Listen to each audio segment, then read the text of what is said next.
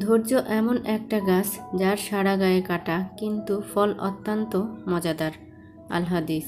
Hello everyone, আসসালামু আলাইকুম। আমি মুক্তা, মুকিত মুক্তা ব্লগ চ্যানেলে সবাইকে স্বাগত জানাই। কাছে দূরে যে যেখান থেকে আজকের ভিডিওটা দেখছেন, আশা করি আল্লাহর রহমতে ভালো আছেন। আমরাও আলহামদুলিল্লাহ আল্লাহর অশেষ রহমতে ভালো আছি। সবার সুস্বাস্থ্য কামনা করে বরাবরের মতো নতুন আরও একটা ডেইলি লাইফস্টাইল ব্লগ ভিডিও নিয়ে আপনাদের সবার মাঝে হাজির হয়ে গেলাম। আশা রাখছি বরাবরের মতো আজকের ভিডিওটাও আপনাদের খুব ভালো লাগবে, আর যদি ভালো লাগে তাহলে শেষ পর্যন্ত আমার সাথেই থেকে যেতে পারেন। বাচ্চারা ঘুম থেকে অলরেডি উঠে পড়েছে, ওদের মিসও চলে আসবে একটু পরে, তো ওদের জন্য ঝটপটভাবে আজকে দুধ চকোস এগুলাই সকালের নাস্তাটা দিয়ে দেব। সকালবেলা ঘুম থেকে উঠে কি নাস্তা তৈরি করব এটা ভাবনা চিন্তা করতে করতে কিছু সময় পার করে ফেলেছি। তো তারপর এই তো রান্না করে এসে এবার বাচ্চাদের নাস্তাটা আগে রেডি করে ওদেরকে খাইয়ে দেব। আমার হাজব্যান্ড উনি একটু বাইরে গিয়েছে, তো সকালের নাস্তাটা উনি ওখানেই করে আসবে, তো সেই জন্য আমার আর নাস্তা বানানোর তেমন কোনো প্যারা নেই। তো সেই জন্য ভাবলাম ওদেরকে এই খাবারটা দিয়ে আমি একটু চা বিস্কিট এটাই খেয়ে নেব। তো আর এখানে রাত্রিবেলা যে প্লেট বাটিগুলো আমি যে ধুয়ে রেখেছিলাম, তো পানি ঝরে গিয়েছে, এবার এগুলোকে যথাস্থানে আবার ঠিকমতো রেখে দিচ্ছি। যেহেতু আমার রান্নাঘরটা অনেকটাই ছোট, আর রান্নাঘরে এই যে মিক্সেপ তারপরে র্যাক এগুলা কোনো কিছুই রাখা যায় না। দুই রুমের মাঝখানে যে জায়গাটুকু আছে আমি সেখানে এই জিনিসগুলো সুন্দরভাবে গুছিয়ে রেখে দেওয়ার চেষ্টা করি। যাই হোক, ওই কাজগুলা করতে দিয়ে চুলায় দুধটা বসিয়ে রেখে এরপর বেডরুমেও চলে এসেছি। আর এই রুমের বেডটাকে সুন্দর করে একটু গুছিয়ে তারপরে আবার রান্নাঘরে চলে যাব। আর রুমটার মধ্যে আসলে রুমটা যদি গোছানো থাকে তাহলে কিন্তু শান্তি শান্তি একটা ফিল হয়, আমার কাছে এরকমই মনে হয়। তো সেটাই আপনাদের সাথে একটু শেয়ার করলাম। আর এই যে এরপর আবার দুধটা জাল করে নিচ্ছি।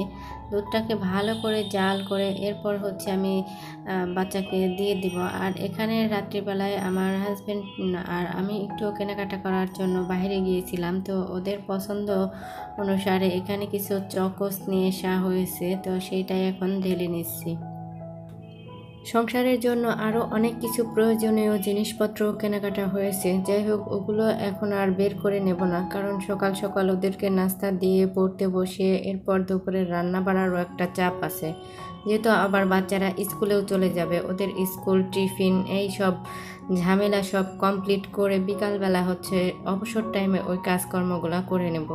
আর এখানে এই যে ছোট্ট একটা সুন্দর টিফিন বক্স গিফট পেয়েছি চকোসের সাথে, দেখে কিন্তু খুব ভালো লাগছে। আর গিফট পেতে সবারই কিন্তু ভালো লাগে, আমার তো অনেক বেশি ভালো লাগে। তো এই গিফটটা পেয়েও আমার খুব ভালো লাগা কাজ করছে, কারণ এত সুন্দর কিউট একটা টিফিন বক্স দেখে তো আমার ছেলে খুবই খুশি যে আম্মু আমাকে এটার মধ্যে করে টিফিন নাস্তা দিয়ে দিবা সকালে স্কুলে যাওয়ার জন্য।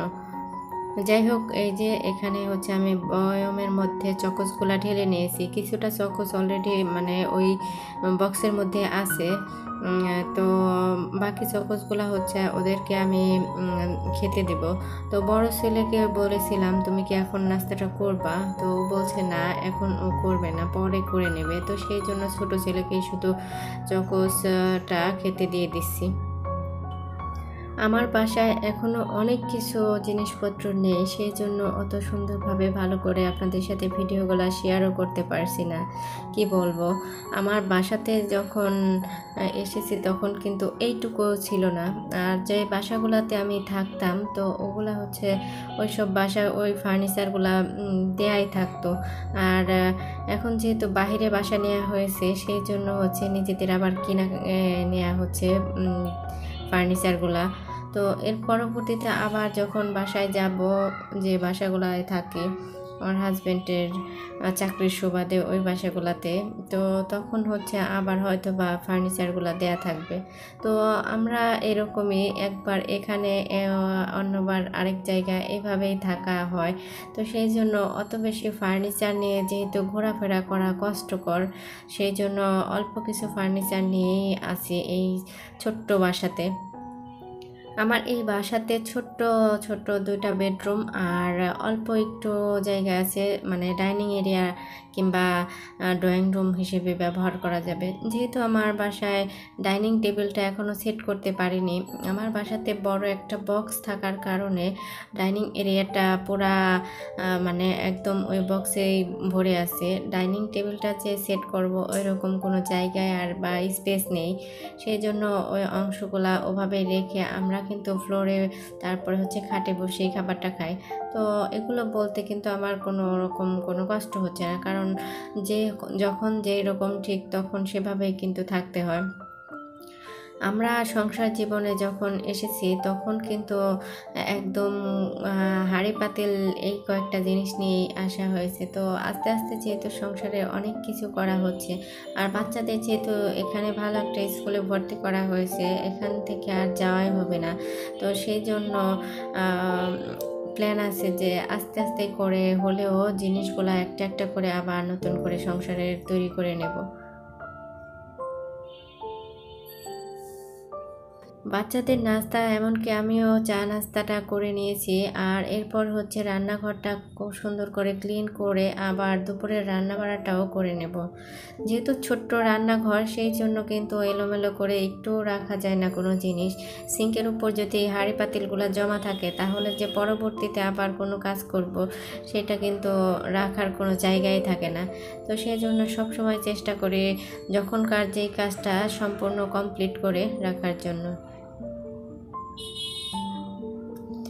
আর আমি যখন ভয়েসগুলো দিতেছি তখন কিন্তু গাড়ির হর্নের শব্দ অনেক বেশি শোনা যাচ্ছে, যেহেতু আমার বাসাটা একদম রাস্তার সাথে। আর সব সময়ের জন্য গাড়ি ঘোড়া এগুলো যেতেই থাকে। আর এই যে ডাইনিং এরিয়ার মধ্যে ছোট্ট একটা শোকেস আর হচ্ছে ফ্রিজ আর ওই বক্সটা রাখা আছে, তো সেই জন্য ভালো করে এখানে অত ডিটেলস আপনাদের সাথে দেখানো আমার কাছে ভালো লাগে না বলে দেখাই না।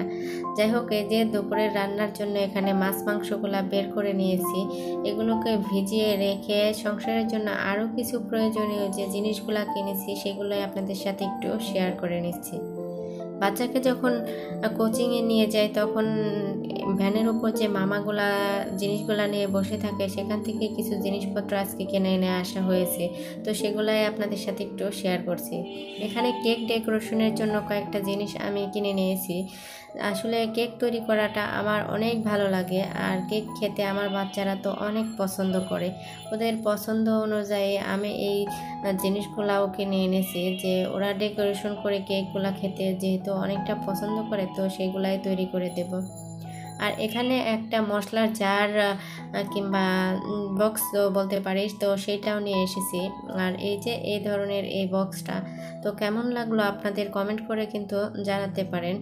আর সাথে আরও এনেছি আরও একটা র্যাক, এরকম একটা র্যাক আমার এই কালারেরই আছে, তো আরও একটা নিয়ে এসেছি, কারণ এটা হচ্ছে আর কিচেনের জন্য নিয়ে আসা হয়েছে। দেখা যাক কিচেনে যেখানে এটাকে সেট করতে পারি তো সেখানে সেট করে নেওয়ার চেষ্টা করব। জানি না এখন পর্যন্ত আমার এই ভিডিওটাকেও দেখছেন কি না, যদি দেখে থাকেন তো প্লিজ একটা লাইক দিবেন। আর দেখতে দেখতে যদি বেশি ভালো লেগে যায় আমার এই ছোট্ট চ্যানেলটাকে সাবস্ক্রাইব করে আমার পাশেই থেকে যেতে পারেন। আর যারা অলরেডি আমার চ্যানেলটাকে সাবস্ক্রাইব করে আমার পাশে আছেন তাদেরকে জানাই অসংখ্য অসংখ্য ধন্যবাদ। আর এই যে এখানে সাথে নিয়ে এনেছি 3টা সিরামিকের যে সাদা হোয়াইট কালারের যে বাটিগুলা, এই বাটিগুলা। আর এই বাটিগুলো আমার এত পছন্দ হয়েছে, তো আপনাদেরও কেমন লাগলো কমেন্ট করতে পারেন। তো আজকের মতো ভিডিওটা এখানে শেষ করছি। সবাই সুস্থ থাকবেন, ভালো থাকবেন। আল্লাহ হাফেজ, আসসালামু আলাইকুম।